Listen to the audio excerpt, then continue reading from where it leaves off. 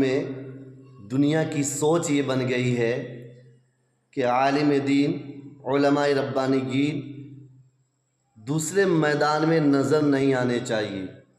اگر علماء مسجد، مدرسہ، دینی درسگاہ، دینی خانقاہ میں ہیں تو بہت اچھی بات ہے۔ اگر وہ تجارت کے میدان میں آتے ہیں، اگر وہ کاروبار کے میدان میں آتے ہیں، اگر وہ سیاست کے میدان میں آتے ہیں تو لوگ انہیں ان کا اسی چیز کا لیبل دے دیتے ہیں کہ یہ مولانا نہیں رہے، یہ عالم نہیں رہے، یہ اب ٹھیکیدار بن چکے ہیں، یہ راجنیتک مولانا بن چکے ہیں، یہ مولانا فلاں کے چپلوس بن چکے ہیں۔